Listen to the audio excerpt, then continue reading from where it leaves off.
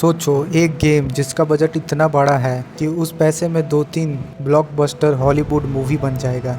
और ये कोई नॉर्मल गेम नहीं है, ये है GTA 6। लेकिन असली सवाल ये है, एक गेम बनाने में इतना पैसा लग ही क्यों रहा है? क्या सिर्फ ग्राफिक्स एक्सपेंसिव हो गया है क्या? या फिर रॉकस्टार कुछ ऐसा बना रहा है जो आज तक किसी ने ट्राई नहीं किया है? आज तुम्हें सिर्फ आंसर नहीं मिलेगा, तुम्हें पूरा सिस्टम समझ आएगा।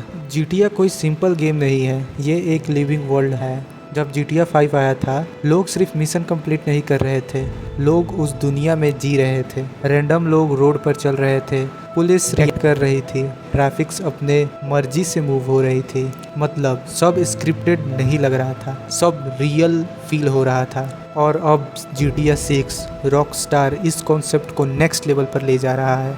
इस बार सिर्फ वर्ल्ड नहीं, एक डायनेमिक यूनिवर्स बना रहा है। अब समझते हैं main reason. Realism is equal to cost.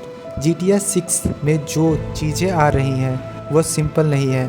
NPCs का रोबोट की तरह बिहेव नहीं करेगा, वो सिचुएशन के हिसाब से रिएक्ट करेगा।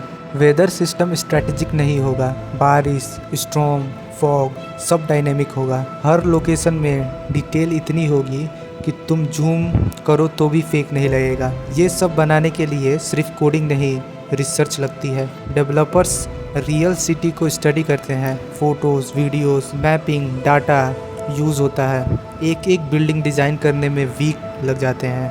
अब आते हैं सबसे एक्सपेंसिव चीज़, प्रोडक्शन। GTA 6 एक गेम कम और एक मूवी ज़्यादा लगता है। इसमें यूज़ होता है मोशन कैप्शन, रियल एक्टर्स के साथ फेसिंग एक्सप्रेशन स्कैनिंग, कई तरीक़ों से वॉइस एक्टिंग को रिकॉर्ड किया जाता है। एक कैरेक्टर के इमोशन को परफेक्ट दिखाने के लिए एक्टर को सूट पहनाकर फुल सीन रिकॉर्ड किया जाता है और फिर उसे गेम में कन्वर्ट किया जाता है। मतलब एक सीन बनाने में मूवी के जैसे मूवी सीन शूट किया जाता है, इसलिए कॉस्ट बढ़ रही है।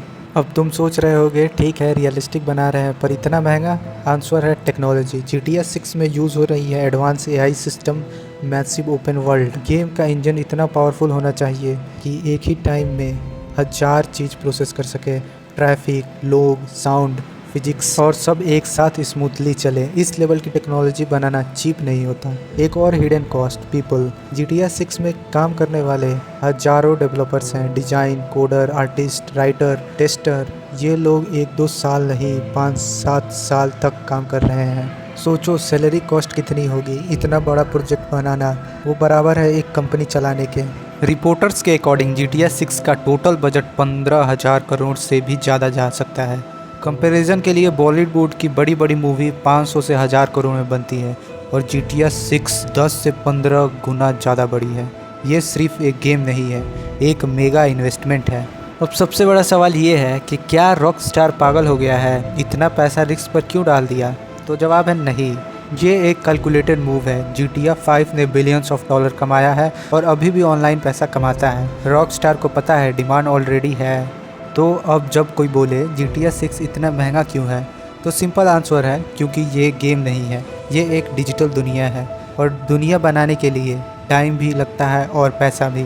अब तुम बताओ, क्या GTA 6 अपने हाइप को जस्टिफाई करेगा या फिर ओवर हाइप प्रोजेक्ट है? कमेंट में लिखो वर्थ इट या ओवर हाइप। और अगर तुम्हें ऐसे ही ब्रेकडाउन पसंद है तो चैनल को सब्सक्राइब कर लो, क्योंकि यहाँ सिर्फ न्यूज़ नहीं मिलता, यहाँ सिस्टम समझ आती है।